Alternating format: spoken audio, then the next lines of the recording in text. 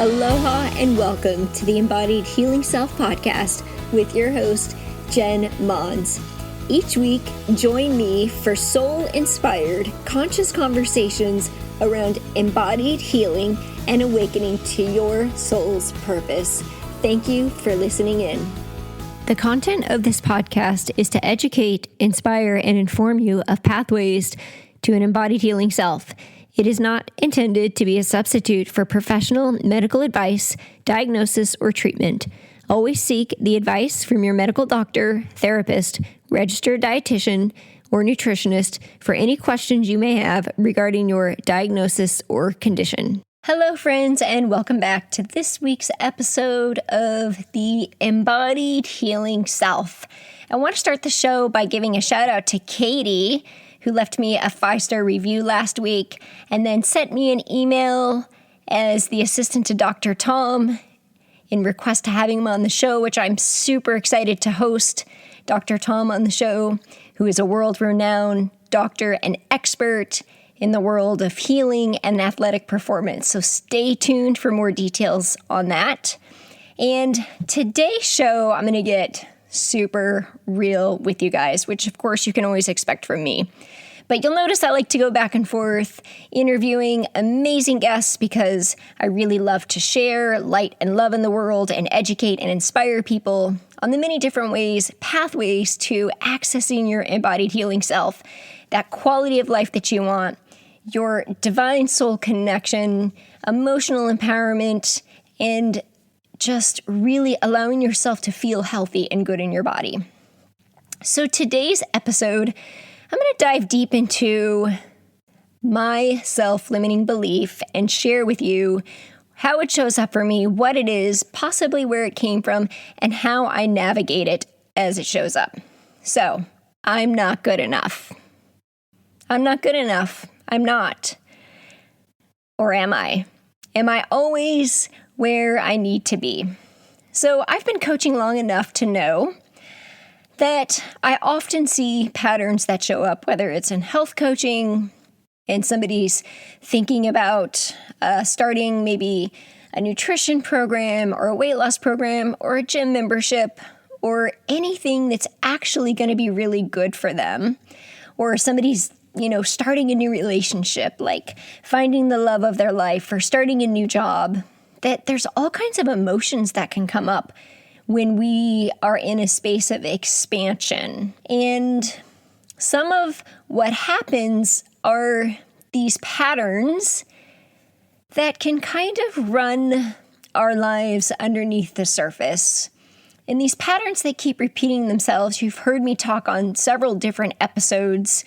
If you listen back, the self-limiting beliefs that show up in relationships in my episode with Tara Davis, in health and wellness, in my episode with Sarah Page and the Gerson therapy, with Dr. Keith Holden and the power of the mind and health and healing. As healers, we know that these patterns, these unhealthy patterns that often come from survival strategies or from a time in our life where we were maybe wounded in some way or experienced some type of trauma, that they show up, and they might even be subconscious. We might not even realize that they're there. So I'm going to share with you mine today, and maybe some of you can identify with this. So the self-limiting beliefs, the most common ones that I see around in my community or coaching or even parenting or even in my relationships, number one is I'm not good enough, which happens to be mine. Another one is I'm not lovable.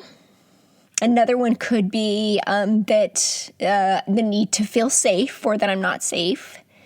Another one is that I'm hopeless and I can't be helped. Those are really the top 4 that I see that show up. And I'll just put a 5th one in there, especially I see this a little bit, I think a lot more in ladies, is I have to do everything. I have to take care of everything, which is a survival strategy.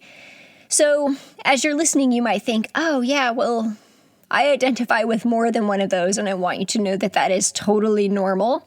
but there's usually one that's kind of running your life. So for example, normally the one that's less important shows up first, which for me is that I'm not safe. That one will show up first, but underneath the surface of that is the belief that I'm not good enough or worthy, because if I was worthy, then I would know that I am safe and I am loved unconditionally by God, divine source energy, which consciously I do know, but subconsciously, it just kind of shows up differently sometimes. I've done a lot of self-work around this. I've coached a lot of women through this process, and I know enough to know that there's an event in our lives at some point in time, usually in our childhood, where we create this subconscious belief. And what happens is there's usually some type of event, and there's really no one to blame here all the time, or sometimes there is. Sometimes there are people that do inflict pain on us purposely because of their own wounds, which is unfortunate and very painful, especially as we are young, innocent children. And sometimes there are events where there's just something that happens where there's really nobody to blame, but we create a subconscious belief to protect ourselves in that moment, to make ourselves feel better. And the one that I'm going to share with you, and some of you may relate to this, especially because most of the community, the women that I coach are overachievers, high performers who've really lived most of their life valuing themselves for what they contribute to the world, not just how they show up as they are. So I really like to tap into supporting women to see the true gift that they are in the world by who they are, not just what they do, while still encouraging them to share their gifts with the world. And this is a very healing process, because one of the patterns that I've noticed is that discomfort and illness can show up when we are really disconnected from the truth of who we are, which is why I do this work. It's why I go deeper into the healing than just the nutrition and healing the gut. And I go to those deeper layers of emotional empowerment and connection to source and our spiritual calling in life. So thinking back on my childhood, I can recall an event where as a young child, I really stood up for myself and I spoke out against my parents, really, and was told that it wasn't appropriate and that I should really just keep some things to myself. And I clearly recall that event, which the details are not really that important other than in my mind at the time, I didn't feel safe. So I spoke out against it and created this. I had this experience where I made a choice, and then my choice as a child was shut down. But really thinking about, where does the not being good enough come from? And by the way, as a parent, I see it clearly in my children what their self-limiting subconscious beliefs are, which is why it's so important as parents to clear these patterns, because when we don't clear them, when we don't do the self-work, we pass it on to our children. And so I know that, for example, my husband's self-limiting belief is that I'm not lovable. And if you know my husband, he is like the most adorable, lovable person on the planet. Like, people would literally create bumper stickers that say, what would Chris do, which is my husband's name. I mean, and we've been together for 20 years. And even in college, like, my ex-boyfriends loved him. He's just the most charismatic, charming, sweetest, kindest person, I think, on the planet. Yet he still has this belief based on some of his childhood experiences, subconscious, that he's not lovable. And so I noticed that one of my daughters has the same belief that she's not lovable, and the other one has the belief that I'm not good enough. And we can recognize this in, how they respond to the challenging situations in their life and how they choose to make decisions on what they're going to do in their life. It'll start to come out.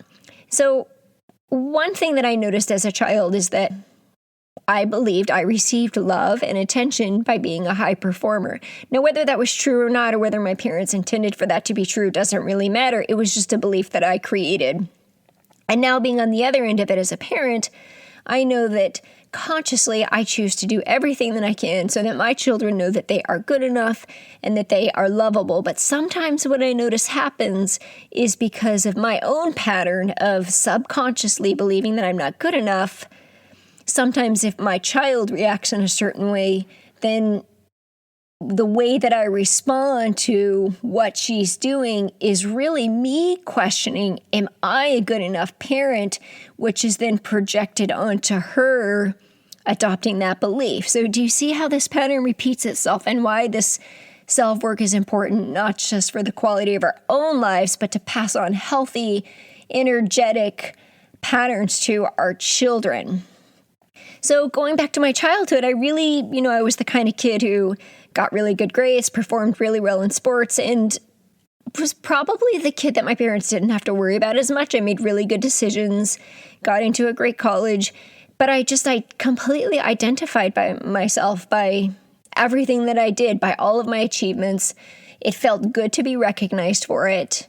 It felt good to be acknowledged for it, and created a belief that if I wasn't performing at those standards, that then I wasn't good enough to be acknowledged. Not being good enough can be reworded as I'm only good when. So I'm only good when I perform well. I'm only good when I score goals in soccer, when I swim really fast, when I get good grades, when I get that promotion, when I marry the perfect guy, when I have the perfect children. Because as long as it was happening for me in my life like that, it felt really good. But the truth is that there's a price to pay for it. Because at some point in time, if we don't experience some type of struggle or challenge in our life, we don't grow. We don't evolve. And for me, that came when I stepped into parenthood. From the day my daughter was born, I really started to realize that I'm not in control and I'm not so great at everything. My birth plan didn't go as planned. In fact, it went way the other way. If you've listened to my other podcast, I had a life-threatening experience when my daughter was born. And so what I notice is that for whatever reason, that was my belief. Like, I can stand here and say that I know I'm lovable. I know that I'm safe, although that one comes up sometimes, but I know that when it comes down to it, I know I'm loved by God, and I know how to keep myself safe. And I know I'm not hopeless, because I sure as hell will fight for what I want. But the not good enough thing is the one that keeps coming back, and why I keep working so hard to transform my life and the lives of others. Now, is this healthy? Is it not healthy? When it's not healthy is when there's an attachment to an expectation, taking me down that story again of not being good enough. It's healthy when I can step outside of the situation and be aware of the underlying need as to why I am in that space. So whether or not it's healthy really comes from the underlying need that is serving the choice. So think about that for a second. Because if I'm willing to work hard, if I'm willing to create something, if I'm willing to, do self-work to become a better person, at what point in time is that not healthy? It's unhealthy when you're in your story. It's unhealthy when you're not in the present moment. It's unhealthy when we don't address, witness, or observe what the underlying need is underneath the choices that we're making. It's healthy when it allows us to make requests for what it is that we want in our life. It's healthy when it's a conscious relationship between what we are experiencing and what we are choosing as inspired action steps. So I decided to record this today because my business coach and mentor, Amber Lillystrom, she called me out again today on our coaching call. It's just interesting to me how this subconscious belief that we have can show up in so many different ways. And so today what I noticed, for example, just in my own business, is one of the things that I was talking about with her is that, how whenever I collaborate with people, like I really enjoy collaborating and uplifting other people, and it's always like a win-win situation. And I noticed that it is also a way for me to hide. It is a way for me to really subconsciously notice that sometimes I don't believe I'm good enough by myself.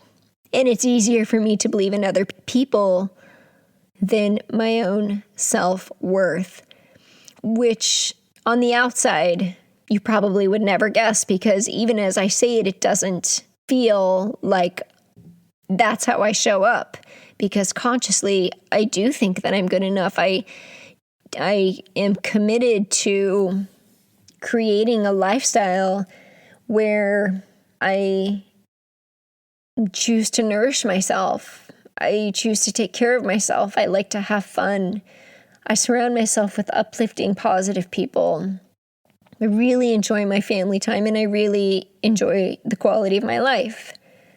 And I also know that there is an invitation to live in the balance of the expansion and contraction, the being and becoming, and to notice when there's a need to constantly grow or evolve.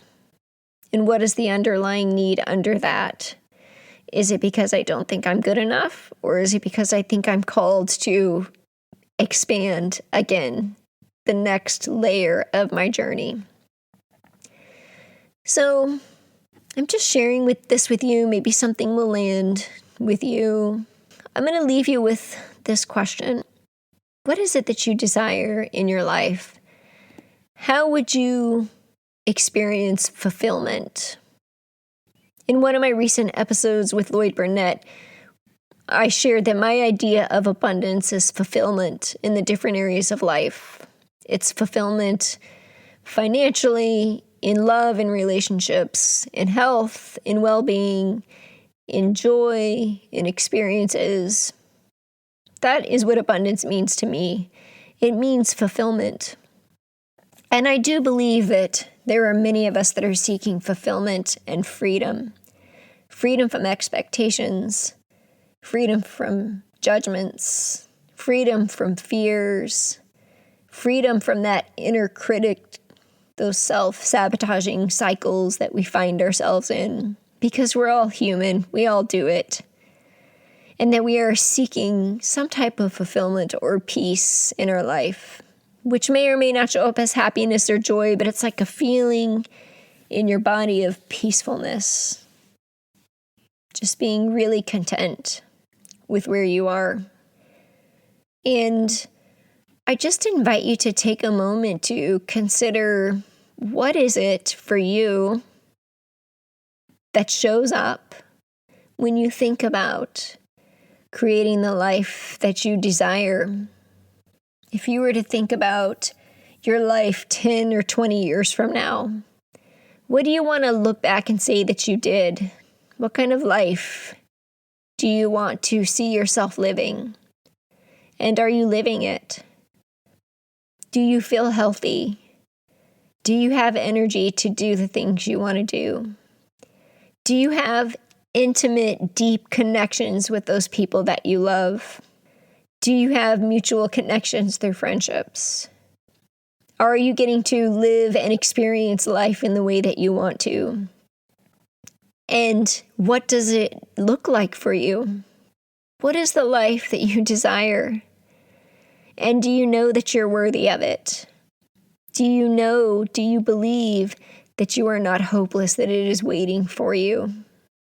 Do you know that you are lovable enough to receive all that you dream of? And do you know that it is safe to dream all that you desire? Because one thing that I know for sure from the bottom of my heart that I believe is that we are all created from unconditional love. I believe we are created from unconditional love. That source energy that just allows us to grow, to flourish, to be here, to exist. Simply because we exist, we are unconditionally loved. So I invite you to just really maybe take a moment to consider what it is that you want, where you are right now. What are the things that might be holding you back? Do you identify with one of these self-limiting beliefs? And if you do, are you seeking support to get you from where you are to where you want to go? Whether it's from a friend, a loved one, a mentor, a coach. And if not, what are you waiting for? Thank you for joining me on the show today.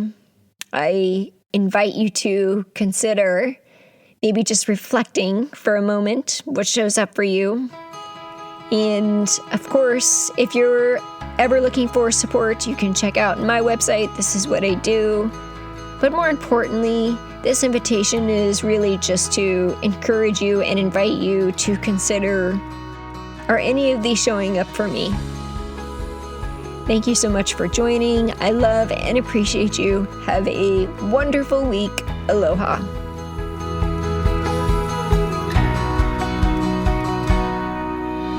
Hello, friends, and thank you so much for joining me today and being a part of this community. I know there are many other podcasts that you could be tuning into, and I am deeply honored that you chose to listen in and be present with me today. I love and cherish and appreciate you, and I want to invite you to join our tribe and Facebook group under jenmons.com/connect. I would also love to gift you your guide to discovering and overcoming the self-limiting beliefs standing in the way of you living in optimal health, more energy, fulfillment, and self-confidence to create an embodied, healthy, whole you. You can find this at jenmons.com/tribe. I also have one small request to help spread the love.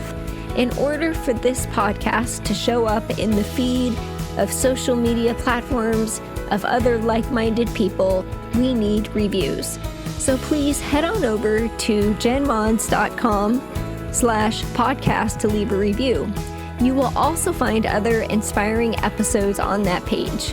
So I personally read these reviews weekly and would love to give you a shout out and share your kind words with our listeners. You can find me on Instagram and Facebook as Jen Mons or The Holistic Coach with the W Holistic and Jen Mons, JenMons.com. Thank you so much and have an amazing day. Aloha.